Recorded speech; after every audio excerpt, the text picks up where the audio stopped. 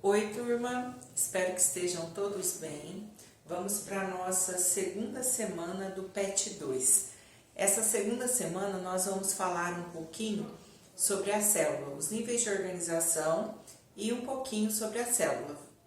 Várias coisas nós já falamos, vamos fazer uma recapitulação para depois passar para a resolução dos exercícios, tá bom? Bom, a apostila de vocês, ela cita os níveis de organização de célula até organismo. Então, quando nós falamos de célula, nós sabemos que célula é a menor unidade viva formadora de um ser vivo. E que essa célula, ela apresenta formas variadas. As formas, elas vão depender das funções desempenhadas pela célula. Então, nós temos, por exemplo, a hemácia, célula sanguínea, é uma célula arredondada. Nós temos a célula muscular, a hemácia, ela é arredondada e ela é meio achatada no centro. As células musculares são células alongadas, a célula adiposa ela é mais gordinha porque ela vai armazenar gordura, né? Então, dependendo da função que a célula exerce, ela vai ter uma forma diferente. Quando eu pego um conjunto de células semelhantes, esse conjunto de células semelhantes vai formar um tecido. Temos vários tecidos, né? Tecido muscular, vou usar como exemplo a espécie humana para ficar mais fácil de vocês entenderem. Eu tenho tecido muscular, tecido ósseo, tecido sanguíneo, tecido hematopoiético, olha que nome estranho, tecido nervoso. Então, um conjunto de células semelhantes vai formar um tecido. Um conjunto de tecidos vai formar um órgão. Então, por exemplo, o estômago. O estômago, ele tem tecido epitelial. Tecido epitelial é o que reveste o estômago. Ele tem tecido muscular porque ele vai fazer um movimento de contração. Esse movimento de contração é o que? Para empurrar o alimento para o intestino. Então, é um órgão formado por vários tecidos. Quando eu pego um conjunto de órgãos vai formar um sistema. Por exemplo, vamos falar primeiro do sistema digestório. Boca, faringe, esôfago, estômago, intestino delgado, intestino grosso, ânus. O sistema respiratório, cavidades nasais, faringe, laringe, traqueia, brônquios, bronquíolos, alvéolos, pulmão. Então, nós temos aí conjunto de órgãos formando o sistema digestório, conjunto de órgãos formando o sistema respiratório. Então, o conjunto de órgãos vai formar o sistema. Nós temos vários sistemas, eu falei de dois, sistema respiratório e digestório, mas tem o sistema cardiovascular, o sistema endócrino, que é o que produz hormônios, o sistema reprodutor, o sistema nervoso. Então, eu tenho um conjunto de sistemas. Esse conjunto de sistemas vai formar o organismo. Então, a célula é a menor unidade viva que existe. Não posso deixar de colocar a palavra viva, porque existem estruturas menores do que a célula. Por exemplo, o átomo é muito menor do que a célula, mas não tem vida. Conjunto de células semelhantes forma tecido, conjunto de tecido forma um órgão, conjunto de órgãos forma um sistema, conjunto de sistemas vai formar o organismo. Aí nós temos as duas células, né, que vamos falar muito no decorrer desse ano, e já falamos na semana passada, quando nós falamos um pouquinho das características gerais dos reinos. A célula procarionte e a célula eucarionte. A célula procarionte ou procariótica é a célula que não tem núcleo organizado. Ela vai apresentar o material genético, o DNA, só que esse DNA ele fica disperso no citoplasma, solto no citoplasma. Aqui, gente, olha, essa parte aqui, ó, pró vem de primeiro, antes. Carionte vem de carioteca, que é a membrana nuclear, ou posso falar núcleo. Então, essa célula ela é primitiva, ela veio antes do núcleo, antes da carioteca. Então, eles acreditam, de acordo com a evolução, que essa é a célula primitiva, primeiro surgiu essa célula procarionte, e depois, a partir dessa célula procarionte, é que surgiu a célula eucarionte. Célula procarionte, nós temos bactérias, cianobactéria, lembrando que a cianobactéria pode ser chamada também de cianofícia ou alga azul. temos também um outro ser aqui chamado de micoplasma, que até foi citado na apostila de vocês. Mas geralmente aparecem esses dois seres, tá? Quando eu falo assim, ó, a célula procarionte, vamos supor que aqui eu tenha uma bactéria. A célula tem membrana plasmática, ou qualquer tipo de célula, procarionte ou carionte, tem membrana plasmática. O citoplasma, que é formado, preenchido aqui por uma substância gelatinosa, né, que preenche toda a parte de dentro da célula, para ajudar a célula a manter a forma dela, também está presente nas duas células, procarionte e eucarionte. O DNA aqui da procarionte, então, ele não vai formar aquele núcleo certinho. O DNA vai ficar solto, disperso nesse citoplasma. A única organela presente aqui é a organela ribossomo. E o ribossomo é a organela responsável pela produção de proteínas. Aqui, só completando um desenho de bactéria, a bactéria tem também aqui a parede celular. A parede celular ajuda a manter a forma da célula, dá uma proteção maior para a célula. No caso da bactéria, a parede celular dela é formada de peptidoglicano, um nome mais estranho aí, né? Esses pilos aqui, ó, é como se fossem pelos, não são pelos, mas são estruturas que ajudam a bactéria a aderir a uma determinada célula. Aqui o flagelo, que vai ajudar também na locomoção da bactéria, tá? Essas são algumas estruturas que podem aparecer na bactéria. Pilos, flagelo, pode aparecer, mas toda bactéria tem parede celular, DNA disperso, membrana plasmática, o citoplasma, que é a parte de dentro, e o ribossomo, que é a organela responsável pela produção de proteínas. A célula eucarionte já é, ou eucariótica, né? É a eucariota, tudo a mesma coisa. É a célula que possui núcleo organizado. Então, os protozoários, fungos, os animais, as plantas vão apresentar essa célula eucarionte. As algas também vão apresentar, tá? Só a alga azul que não, porque a alga azul, mesma coisa de cianobactéria. As demais algas apresentam célula eucarionte também.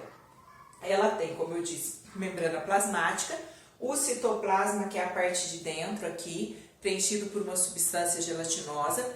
Às vezes aparece escrito citosol. O citosol é a substância, né, gelatinosa que preenche essa parte de dentro ali. É a mesma coisa aí do citoplasma. O ribossomo, que é a organela que está presente nas duas células, responsável pela produção de proteína. O núcleo aqui já é um núcleo organizado. Eu aqui vem de verdadeiro, carionte vem de verdadeira. Eu vem de verdadeiro, ó, eu repetindo. Carionte vem de carioteca ou de núcleo. Então é uma verdadeira carioteca, é um verdadeiro núcleo. Por isso que essa daqui seria a célula mais complexa. É a célula que teria surgido a partir da evolução da célula procarionte. Então o núcleo tem a carioteca, que vai segurar esse material genético aqui dentro. Então aqui seria, ó, o DNA, vai segurar esse material genético e vai formar esse núcleo organizado. No caso da célula eucarionte, nós temos algumas diferenças entre a célula animal e a célula vegetal. Vamos comentar aqui rapidinho as funções das organelas, tá bom? Então, nós temos aqui, ó, na célula eucarionte, além do ribossomo, que é responsável pela produção de proteína, nós temos as outras organelas, são organelas membranosas. Então, olha, o ribossomo é a organela presente nas duas, responsável pela produção de proteínas. O lisossomo, organela responsável pela digestão celular, digerir o alimento que entrou na célula e digerir também partes velhas da própria célula, que nós chamamos de autofagia ou autólise. O lisossomo está presente na célula animal. Somente algumas células vegetais, são poucas, que vão apresentar esse lisossomo. Retículo endoplasmático rugoso ou granuloso. Esse retículo ele tem ribossomos aderidos à sua parede, por isso ele tem a função de produzir proteínas. Tem na animal e vegetal. Retículo endoplasmático liso ou agranuloso. Esse não tem ribossomos aderidos à sua parede e ele tem a função de produzir lipídios. tem na animal, tem na vegetal. Complexo Golgiense, ele tem várias funções. Uma das funções é de armazenar substâncias, por exemplo, retículo endoplasmático rugoso produziu proteína, vai transportar essas proteínas para o complexo Golgiense, ele vai armazenar e depois ele começa a empacotar essas proteínas para formar substâncias que vão ser secretadas, né? Vão ser eliminadas da célula. Ele é responsável pela formação da glicoproteína, que é a união da glicose com a proteína, que vai entrar na formação de muco, por exemplo, muco nasal, titica de nariz, né? Popularmente chamada. É responsável também pela formação do lisossomo, que é a organela da digestão, participa da formação do acrossomo do espermatozoide, que é uma estrutura, esse acrossomo é uma estrutura do espermatozoide que vai quebrar a membrana do óvulo para o espermatozoide entrar e fecundar ele. Então são algumas funções. Tem no animal, tem na vegetal. Centríolo vai participar da divisão celular, organizar ali a divisão da célula. Tem só na animal. Peroxomo é uma organela que produz uma enzima que vai destruir substâncias tóxicas para a célula. Aconteceu uma reação química, produziu peróxido de hidrogênio. Ai meu Deus, o que é isso? Peróxido de hidrogênio, água oxigenada. Se ficar dentro da célula, vai matar a célula, é tóxico para ela. O que o peroxomo faz? Produz uma enzima, que é uma substância que quebra esse peróxido de hidrogênio em água, que não faz mal para a célula, e gás oxigênio, que também não faz mal para a célula. Então, ele degrada, destrói substâncias que são, ou decompõe substâncias que são tóxicas para a célula. Tem no animal, tem na vegetal. A mitocôndria. Mitocôndria está relacionada com a respiração celular. Respiração celular, a glicose vai entrar, a glicose que veio da digestão, a glicose que veio do processo de fotossíntese, vai entrar na célula e lá na célula acontece o processo de respiração celular e fornece energia para a célula. Então, a respiração celular tem a função de fornecer energia para a célula. A mitocôndria está presente na célula animal e na célula vegetal. O cloroplasto é responsável pela fotossíntese. Através da fotossíntese vai ser produzida a glicose, que é o alimento da planta, e o gás oxigênio, que é liberado para a atmosfera.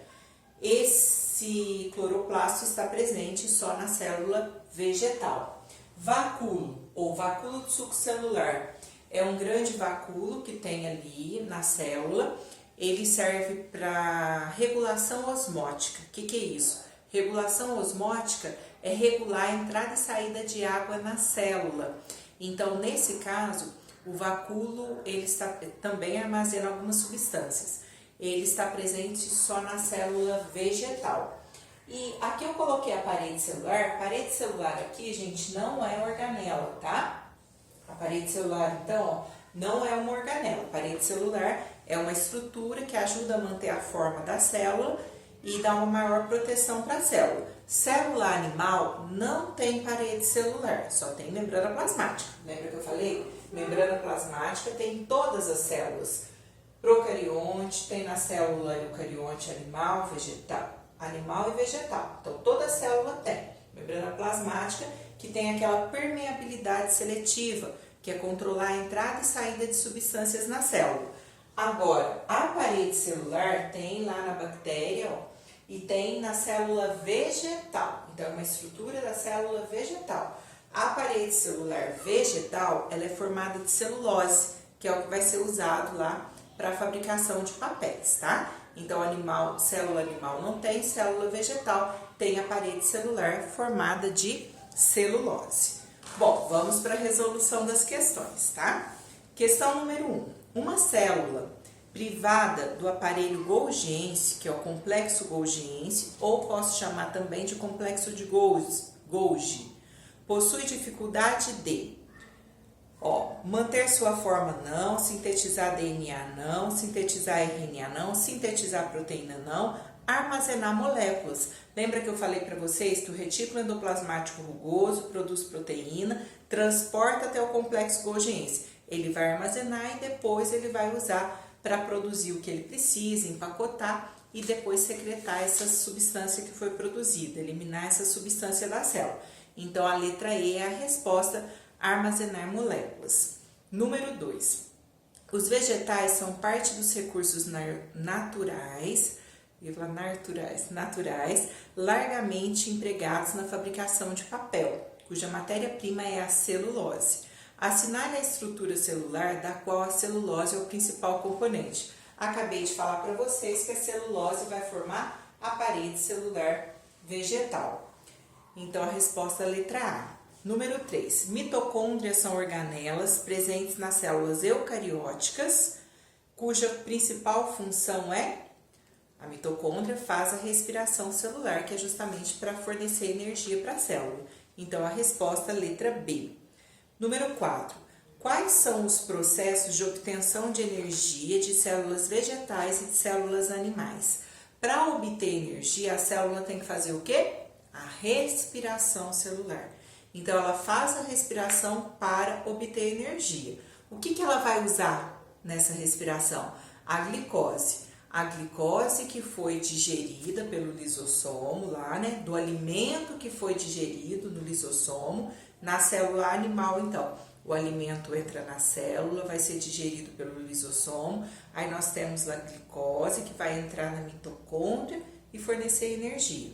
Nas plantas, vai acontecer fotossíntese, produz a glicose, aí essa glicose vai para a mitocôndria para fornecer energia para a célula. Então, a respiração é o processo para o fornecimento de energia, essa respiração celular. E vai ser usado nesse processo de respiração a glicose, que vem lá da digestão que acontece no lisossomo, e a glicose que vem do processo de fotossíntese nas células vegetais. Vocês vão formar a resposta com as palavras de vocês. Número 5. Compare uma célula procariótica com uma eucariótica no que se refere às estruturas citoplasmáticas envolvidas na produção de proteínas. Não precisa pôr tudo que uma tem, a outra não tem. É só o que está envolvido na produção de proteínas. É porque eu já olhei algumas respostas, né, que os alunos às vezes copiam da internet, algumas coisas lá, e tem alguns sites que colocaram todas as diferenças e todas as semelhanças entre as duas. Então, não há necessidade. Aqui é só para citar, comparar as duas células no que se refere às estruturas envolvidas na produção de proteínas, tá? Em que essas células se diferem, em que elas se assemelham. A diferença, a célula a célula eucarionte, ela tem o quê? O retículo endoplasmático rugoso, que tem ribossomos aderidos à sua parede, e tem o complexo Golgiense que vai empacotar essas proteínas, enquanto que a célula procarionte não tem. E a semelhança? As duas células apresentam ribossomo, que é a organela responsável pela produção de proteínas. Aí vocês vão formar também a resposta com as palavras de vocês. Bom, essa semana é isso, né? Várias coisas aqui nós já tínhamos falado, né? Espero que vocês tenham entendido as questões, tenham entendido as resoluções, tá bom? Não deixem de enviar a atividade lá no aplicativo Conexão Escola, tá bom? Fiquem com Deus e até a nossa próxima explicação. Tchau!